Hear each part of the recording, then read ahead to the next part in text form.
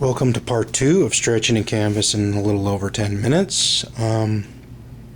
What we're going to be doing in this part 2 segment is actually doing the ears of the canvas. It's going to be a shorter version, and I'm going to, do these 4 ears, and I'll show you which way to fold them and how to fold them, and I'll try to get the camera right on the edges so you get an idea of what you have to do to manipulate the canvas into the proper fold.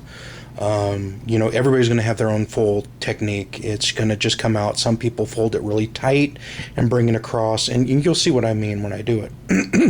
But you saw the first video on how to stretch it, and hopefully you did that, and you gessoed it, and you got the wrinkles out. And now it's time to fold the corners.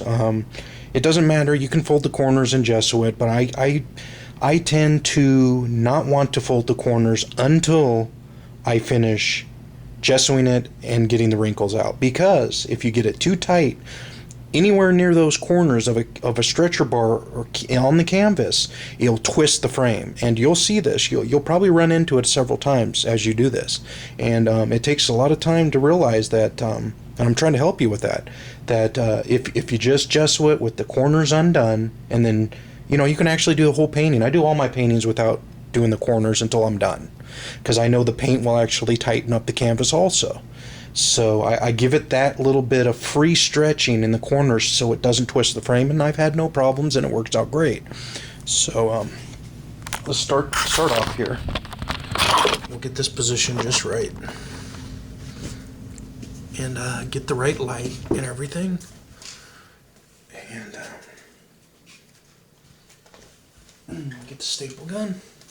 And you should have enough staples from the prior thing. If you don't, we'll reload. We have plenty of time. Okay, here we go. Now you want to get this like this. You want to pull this in, and basically you're folding. You just got to watch. You're folding this over like that. You see what I'm saying? You're folding it over like that. But you got to make sure you get all the wrinkles out. And that takes a lot of practice. It takes maneuvering the canvas and folding it and moving it back and folding it until you get the proper tightness. And to this day, it takes me a little while to do it. But when you're done, that's the corner you get. That's the corner you get right there. Can you see that? If you can't see it, I'm bringing the camera to you. Okay, here we go. That's the corner you get right there. That's the corner you get. Bring it over in the light so you can get a good idea of what the proper corners look like. That's what it looks like. Okay.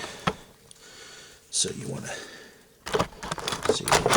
get it right here. Yeah, I'm trying to help you here and get it just right so you can see. Okay. Okay. Right like that. Right like that. And what you want to do is staple along the ridge of the stretcher bar. Right in that little lip there. Get it up as close as you can. And you see sometimes you have to go back and re-roll this little bit of canvas here. And work with it just a little bit. And that takes a little bit of maneuvering. And you just fold it down like that. And staple it. And you can always trim this off if you like.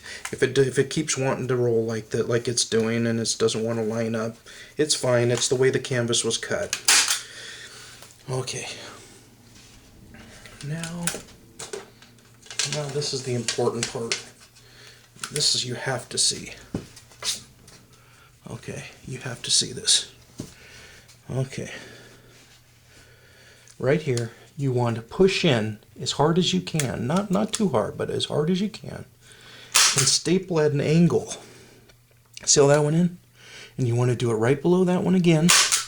And I used to put 4 staples. I found that I can get away with 3, and you see it's very tight. And you want to go back and get it as tight as you can in the corners. Now, I'm telling you this because this is after the completed painting. If you do it this tight, like I said before, you do it this tight in these corners and you paint on it, or even gesso it before this, it will warp the frame. Okay, so this is, just pretend this is a completed painting and this is the final the final stretching of it, the final completed part. Okay.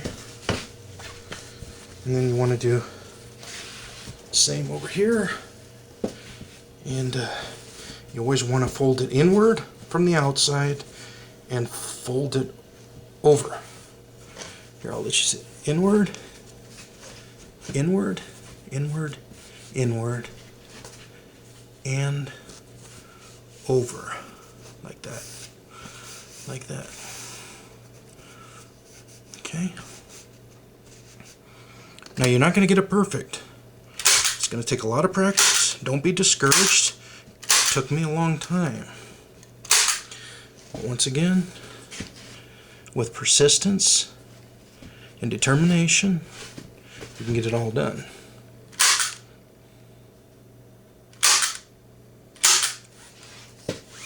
You want to go to the other side.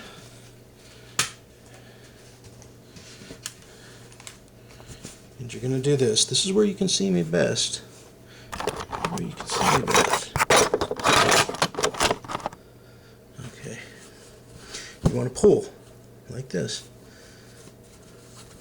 Fold under.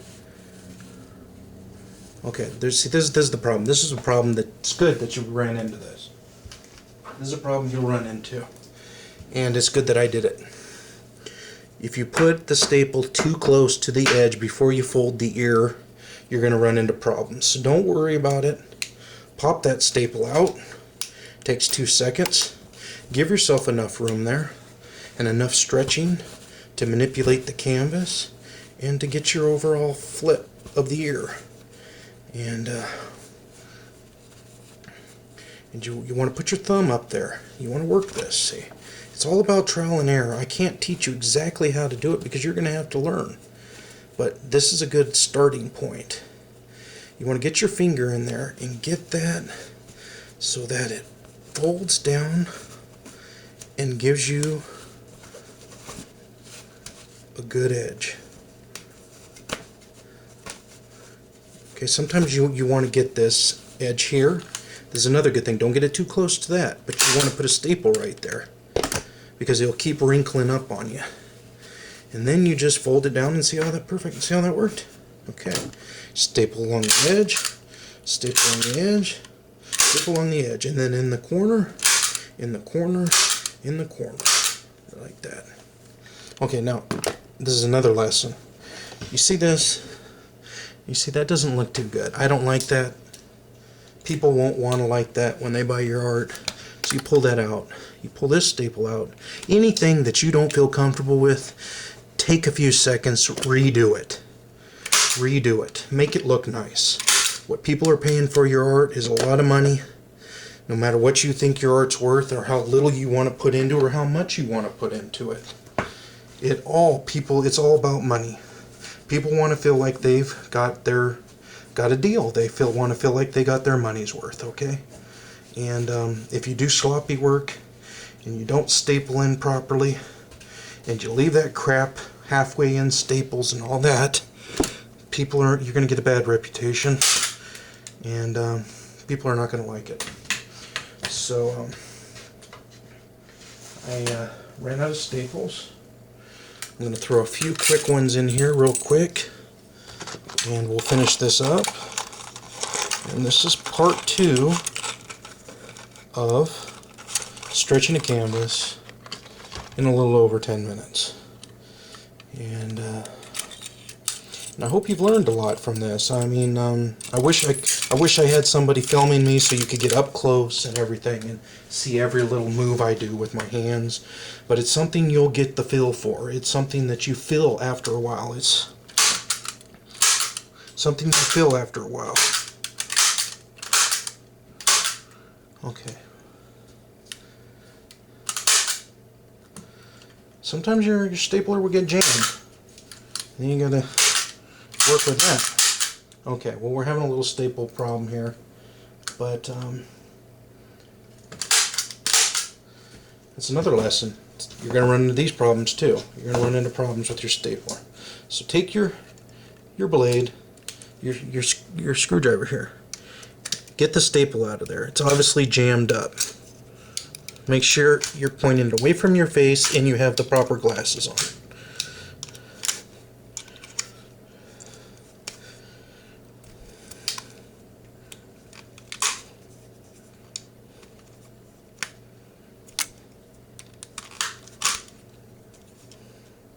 And if it's broke, it's broke. There's nothing you can do about it. So,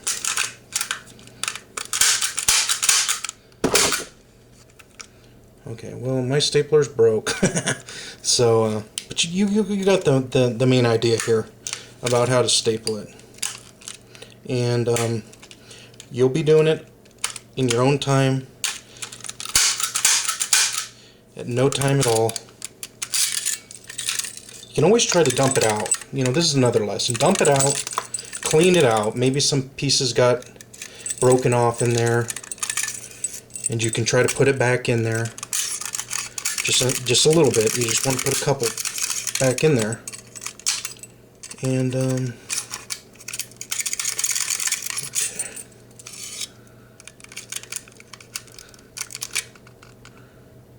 okay.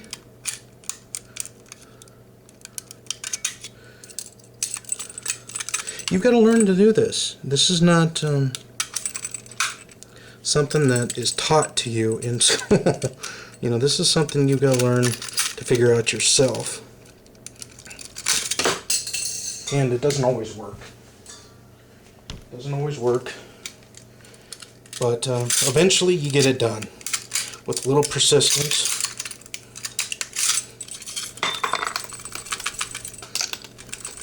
Shake it all out, get it all out of there.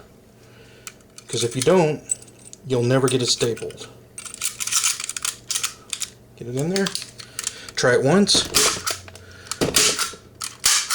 If it continues to jam, then it looks like you need a new stapler. But I would continue to dump it out. Give it a few taps. Drop it back in there. Try it one last time. Try it one last time.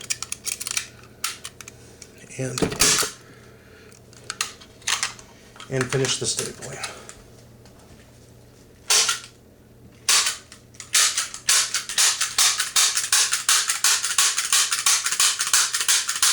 Okay, well, if your stapler breaks, then go buy a new one. But that's about what it's all about stapling the edges and the corners. And I'll get back to you with a new video on how to get a stapler that works. Thank you.